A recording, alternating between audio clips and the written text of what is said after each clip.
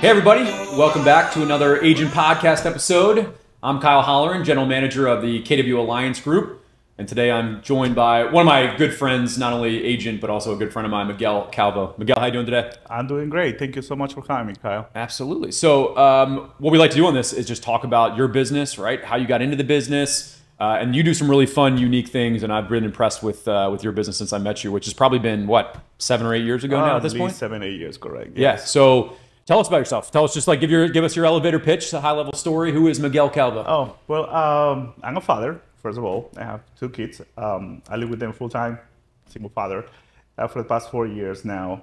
I've been doing real estate since 2001.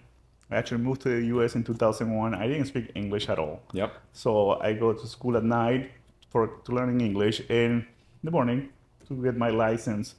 My first years, I started with a company called Long & Foster. Okay, yep. My first year, I was honored to be the Rookie of the Year for the company. I saw like 31 houses in my first year. There you go. I didn't speak English. It was so hard to pass the test. But anyways, since then, I've been a top producer, basically, since then. Now I do real estate in all 2 different businesses. One is a contracting business, and the other is a solar panel business. Right. Awesome. And I love what I do. I love Keller Williams. It helped me, give me a lot of opportunities. I love the technology. I remember the first few years when Command came up, I just give you a hard time, say like, it doesn't work, I don't like it. It was like, but now I usually constantly at high level, and it helps me tremendously. One of the most important things that I like about Command, for example. So is that okay if I talk about Command? Do you want to go into it? Go ahead. I started doing it a couple of years ago. I started doing international real estate. So a friend of mine and I own a company. What we do is I bring investors from Uruguay and Peru or United States. And I remember about 6 years ago when I asked you, hey, Kyle, I'm interested in doing international. Right. And you recommend me somebody from Keller Williams. I don't remember his name. Yep. Soderov? Yeah, Bill Soderov. Bill Soderov. Yeah. So he hooked me up with them. I called him up. He's in Texas. And he said, like, listen, I can give you some points. We don't have the international thing yet, especially in Peru. Yep. No, it's not settled yet. But I can give you some recommendations. And he recommended me to go and talk to NAR. Right. So they will be a good source of information for that. Right. So in order to get to NAR, I said, like, what's the best way to get to them? It's probably to our local association. Right. And I talked to my local association. They hooked me up with NAR. And within 2 years, I was the president liaison to Peru. So I represented United States in Peru. Now you said you moved in 2001. Right? I'm sorry? I moved out of there. Yes. Peru's home for you, right? Peru, yeah, that's where I was born and raised and went to college there. Right. So you still have a good network there, and that's where that's why your interest was in. Absolutely. Actually, tomorrow there's an association in Peru, real estate professionals in Peru. It's called ASPI. I have a webinar at night tomorrow where I'm going to be talking to the Peruvians basically about real estate, how to invest in this area. So we'll unpack some of that. I think one of the things I want to go back to is you actually led off with I'm a dad. Yeah. Right? Why is that important to you? Why is that the first thing that came to your mind? What do you mean? What am I? That? Yeah, like when I just said, tell me about yourself, right? Dad was the first thing you came up with. Correct. That's been my why basically, and why do I do all of this is basically my kids, right? So I think that the first of everything, I'm a dad. That's what I'm concerned about. That's what I think about all the time. It's my kids, though. They are my motivation. I just wanted to point that out. I just think that's unique in this industry some days, right? I have a lot of conversations with a lot of people, and usually we go right into business and right into the conversations around making money, creating leads, right? All those things. I think every time you and I get together and I see you, we always talk about our families first. That is always the kind of the point. So all I'm saying is I've always noticed that about you, that you've always had your big why kind of front and center. And then you get into unique things like going after international markets and things like that because you have a driving force. So I just wanted to make sure I pointed that out. To be honest, I made so many mistakes in life. 100%. Way too many. Yep. Especially in businesses. But something that I learned is that I think the key is like you don't chase money. You chase purpose. Right. Just like yourself in business. Like you don't manage people. You manage purpose. So what does that mean? What does that mean? Chasing purpose. How have you uncovered that? Basically, I have to define what were my goals. First of all, you find out what's your why, right? Okay. And then what's your goal. And you know that money is just an instrument. It's just a vehicle to get to your goal, right? Everybody doesn't want to, everybody's like, oh, I want money. I want $1 million. I want $10 million, right? What do you do with the $10 million? Like, you're going to be with your $100 bills in the air? Right. No, you want something out of it. Because you're chasing money, trust me, you're going to get disappointed. Right. When you just chase purpose, you find a way to make it happen. Right. So because the purpose of life is to have a purpose in life. Right. Right. So chasing money, I don't think is the best thing to do. That was my biggest mistake.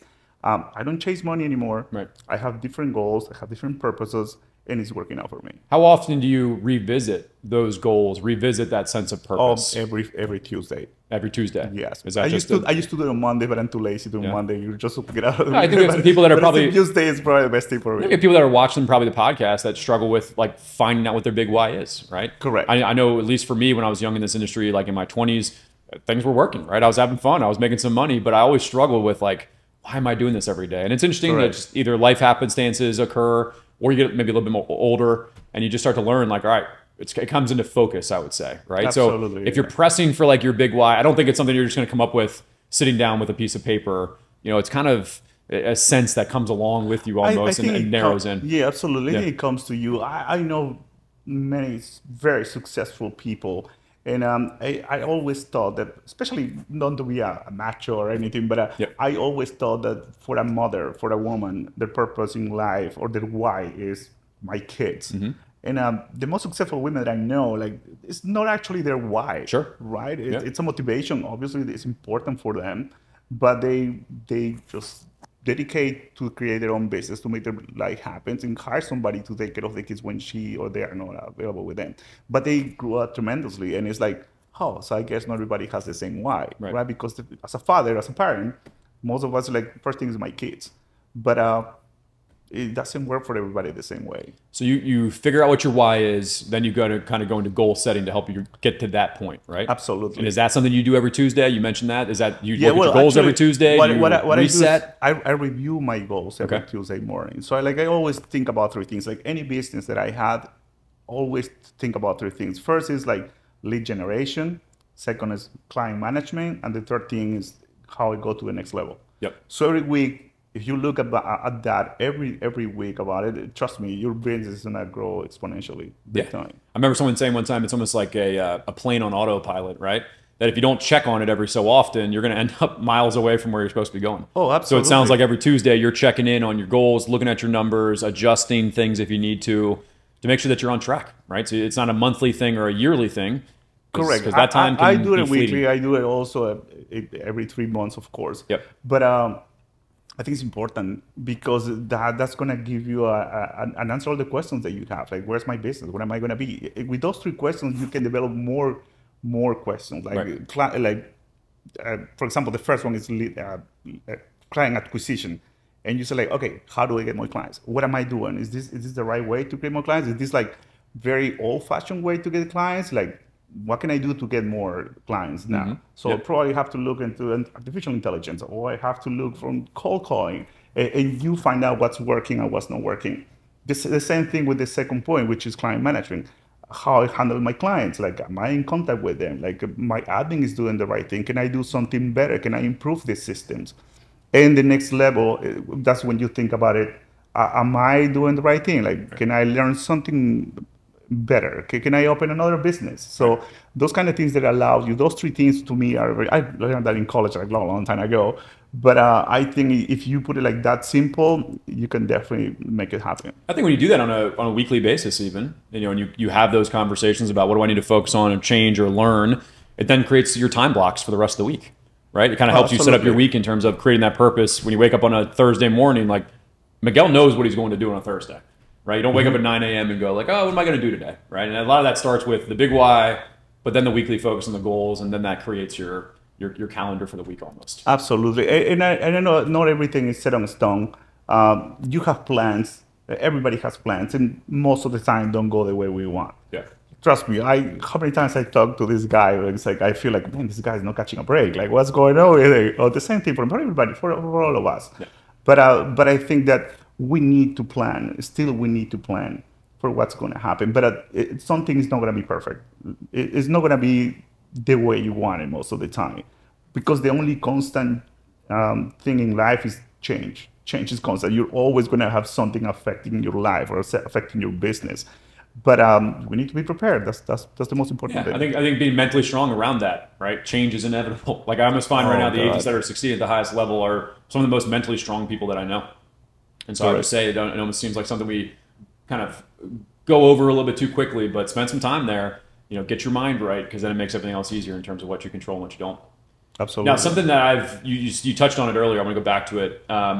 You are one of the agents in our network, at least, that I see that has the most, you spend the most time with the association, right? You see a lot of value in our local associations. NVAR is one I know that you've worked with very closely, which has led to some really interesting international opportunities for you, right?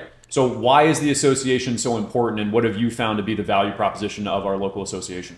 Well, it's something that I learned in my life, in any job that I had, is that it's not what you know, it's who you know. Right. So do you ever seen people who are probably not smarter than you, sure, or better looking than you, or whatever, better than you, and they're holding positions or doing things that you didn't get it. Right. And so why? Even though you are prepared. Right. So I believe networking is very important for real estate agents, for any kind of sales job. But being in MVR allowed me to know so many agents. And by being networking with these agents, I've been able to have business with them, develop relationship with them. So every time I get a contract or an offer on the other side, it's better having somebody on the other side that you know. Right. So realtors are not our competition. They're actually our allies in business. Yep. But just like you helped me that time, telling me, talking to this Soderov guy, and he told me I go to this local association and go to NAR. It worked. Right. So you just follow the lead, right? Follow the network a little bit. Exactly. And one of the things that I learned so much in MBAR is about how we as a realtors are so focused in our own business and knowing the whole thing. I learned that Chase, like Bank of America, all these huge lenders have been years and years trying to get the realtors out of business. They put so much money into the politicians selling, hey, let's get rid of realtors, and we banks are going to be able to control and train our own people to be the realtors, the one who's going to represent them. Most of the people don't know that, but every time you pay your fees for MBAR or any association that you belong to, that goes to ARPAC, and that helps us fight against those big lenders who want to get us out of business. During COVID, we realtors, we were considered just essential workers, right? Right there with doctors and firefighters and policemen. We were able to have jobs, and that's because we have an association who represents us. Right. Yeah. No, I think it's a great community. To your point a minute ago, you just said it too. I was at a meeting earlier this year, and someone said, we all talk about different companies and different firms and all the rest of it, but he just said, if you're on the realtor team, raise your hand, and everyone hand in the room went up. And it was kind of a good visual for me to look around and just say, it doesn't matter which company you're with, right? We obviously feel like we have a really strong value proposition at KW, but having relationships with agents from other companies, right, being included in your association helps with just your perspective, right, and kind of the industry in general, and not being stuck sometimes just in your solo office. Absolutely. I remember Gary Keller saying that when he dies on his graveyard, he's not going to have Gary Keller, Keller Williams. He's going to have Gary Keller Realtor. Right. Exactly. So that's how important it is for him to be. And I think right now we're facing some uphill battles, right? There's some headwinds we're facing right now as an industry, as a community, with some of the lawsuits that we're seeing working its way through, the Department of Justice, et cetera. And it'll be an interesting next 12, 24 months, but we're lucky to have something like RPAC kind of representing everybody. Absolutely. And taking the lead on those conversations, which is good. Yeah, absolutely. Yeah, it's important, definitely, be part of the association. Eventually, when you get the time, it would be great, not you, all of you guys, to be part of and volunteer an hour every 3 months for your association and do something for it. Right, which is great. So you run a real estate business. I heard you mention a few other businesses that you run. What are those other ancillary businesses that you do? Well, those things basically fall in my lap. A few years ago, doing flips with a few investors, I found out that the biggest issue that we had was contractors. Right. It's so hard to control a contractor, and we were looking good in front of our investors because we couldn't control the contractors. So my friend and I said, why don't we hire somebody and we do it? Right. And he was scared. I was scared too. Should we do it? All right, let's do it. So we started, failing, making mistakes. Believe me, we screwed up big time until we got a very good team together. Right. And we created Reliance. solutions, home solutions. So basically what we do is like, we do contracting, we do additions to houses, we do renovations and all of that. Right. And we're helping our own investors, our own clients. So when our sellers don't have the money to fix their house, but they have a lot of equity, what we do, we finance the repairs for them and we get paid at closing. I think it's interesting your mindset around that. You just said those things fell into your lap.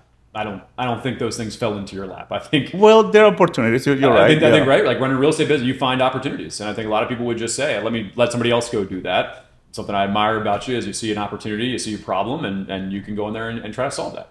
Correct. Right? Yes, that's one of the businesses that we have.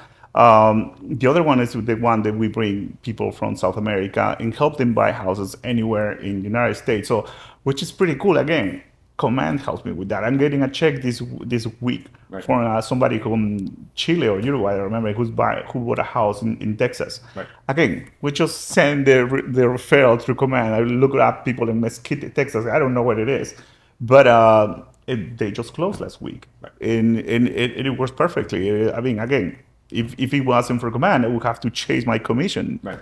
And yes, and the other business that would fell on my lap because. There's a guy who called me once and he's like, "Hey, Miguel, my father-in-law told me that you can help me sell my house." Like, "Yeah, sure. So give me the address. I'll meet you right now." So I went over there. And when I realized he was living in a trailer in Chantilly, and I was like, "I never saw that trailer. I'm not going to make any money on that trailer." So hell no. So I was already there. So I just said, "Listen, I never saw that trailer. I cannot help you. I have no idea how this works." And so like, "But my father-in-law told me they will help me." And I was like, "Who's your father-in-law?" And he told me, "It's this guy." It's like, damn it, this guy like give me like at least 15 referrals. So far, you have to take I have to help him. I remember going back to the office and telling the guys at the office, and like they made fun of me, like, "Oh, the trailer king! Like, look at this guy selling trailers." I was like, "Damn it!" Nothing wrong with it. I was like, "Okay, I'll do it." Anyways, when I sold the trailer, of course I sold the trailer. I didn't know anything, but I learned. But when I sold the trailer, this guy told me, "Hey, can you help me buy a house?" Like, "Yeah, absolutely. Do you have an idea what house he wants?" He showed me the house, the listing. It was a $900,000 home, and I was like, "Wait, you've been living in a trailer, and you want to buy a $900,000 home? What do you do and how do you do it?" He's like, "I sell solar panels." Mm-hmm. I was like, "You sell solar panels, and you're going to pay for it?" "Yeah, I'm going to put 50% down payment." Right. And I was like, "What?" So that's when he started telling me about his business, and I started helping him out. I was like, this guy didn't have a system, didn't have an admin. Like he like one man band. He did right. everything. But this guy was like hardworking. He would like knock at doors and everything. It was like, how do you do this? So like I started telling them, like helping them, CRMs and stuff like that.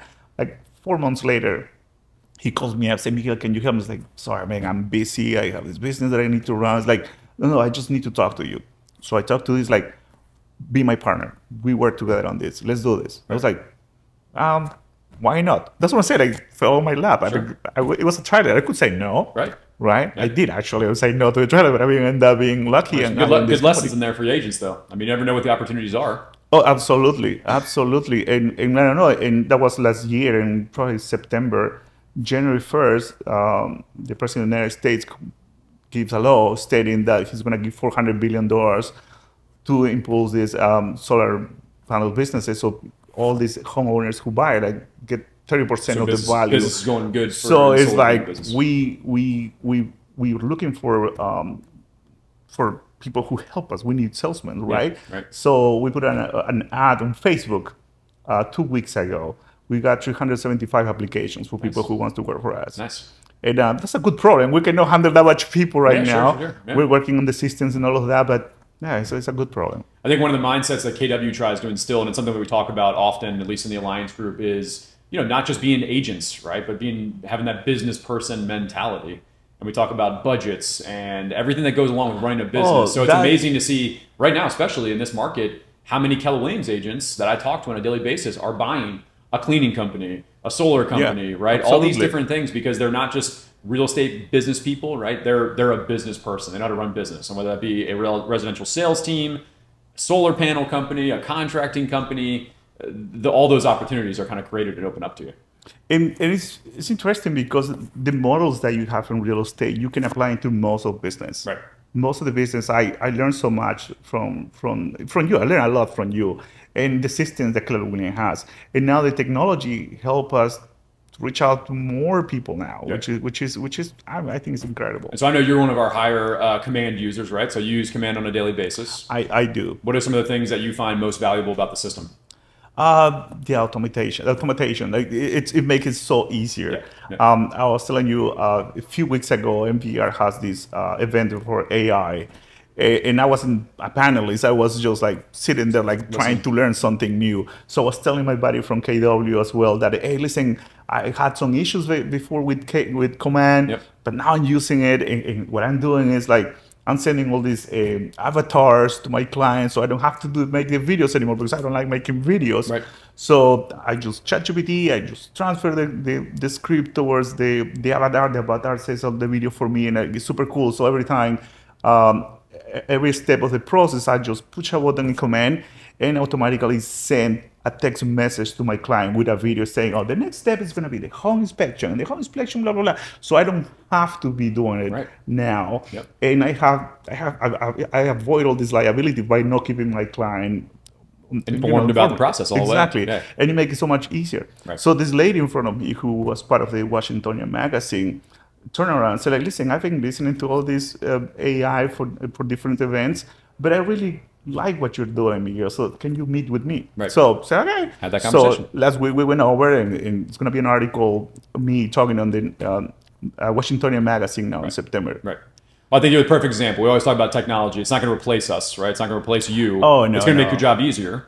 But now you have kids, right? You have after school activities, but you can set things up now through smart plans, automatic text messages, absolutely. etc. Where all those things go out. I don't have to do really much now, thanks to command. Well, that's what it's supposed to be, right? Because now, I mean, you helped me when I asked you, remember, for the first time months ago, like, hey, how can I do this in commands? Like, yeah. Yep. You stop in the elevator and you start teaching me in your laptop how to do it, and it's like, that's it. That's it. It's set. Yep. Yeah. I mean, that's the thing. I really do think the system, and that's a model, right? Is they basically just built a system that if you can imagine it and you want to be able to pull it off, like the system can do it. So you may not know every single click or every button you have to hit every single time, but the system is there. And I love to hear that, because agents in the past would have had to hire somebody, right? And it might have cost them $50,000, $60,000 potentially in a salary to hire a full-time admin to take care of some of those things. Correct. Now, right? I mean, our tech fee is what, $45 a month, I think, is what it costs to have all that technology. Mm-hmm. And again, you said you just have a referral coming through already for it, another deal. I mean, those things can pay for themselves in 3 business days of the year. Oh, absolutely. Right, if you were able to put some time and energy into it and really work it. And as I mentioned before, like, I was giving you a hard time at the beginning when command came out, like, no, I don't like it. I'm not going to use it. Hell no. But like, now I depend on it. Right. Like, it makes my life so much easier. Yep. Miguel's in our Fairfax Gateway Market Center. That is over in Fair Lakes, going through a renovation right now. Oh, yeah. So we're over here today hanging out at KW Reston, and we're going to be relaunching that market center in a few months, going through space planning and stuff right now. Miguel, KW Alliance Group. Obviously, you've been part of Fairfax Gateway for a long time. That's how I met you when I came there to be the manager at that office. What's the advantage of the Alliance Group to you? What have you enjoyed most about being part of this KW definitely crew the people up here in Northern Virginia? People. And in Richmond. People. I mean, I've been doing real estate for 21 years now. I've been to most of the real estate companies, I think, name it, RE/MAX, Law Enforcers, all of them. And I've been with Fairfax Gateway probably 8 years, bro. Probably at least 8, yeah. Yeah, 8 years, and I wouldn't change. I like the people. Yep. I love the collaboration. I love the people teaching each other. The respect is definitely really good, and technology, and plus it's really close to my house. Awesome, which is always good, right? Absolutely, I have offices everywhere. Exactly. What area do you work in? So what is the territory that you cover with your sales business? Fairfax County. Okay, so Fairfax County. So if anyone's watching this and needs referrals in Fairfax County, absolutely. How can they get in touch with you? Do you have a social media handle? Are you on social media? Yeah, I'm on social media. How can people follow my you? Instagram is Miguel Calvo US. Okay, Miguel Calvo US. Correct. Right. Okay. All right. Well, Miguel, really enjoyed talking to you today. Learn a lot about your business. Learn about you, your outlook on your big why and how you execute on that stuff. And you do some really fun and unique things. So I appreciate you spending some time today, and good luck the rest of 2023. I appreciate it. Thank you so much, Kyle. All right, guys. We'll talk to you soon. Thanks.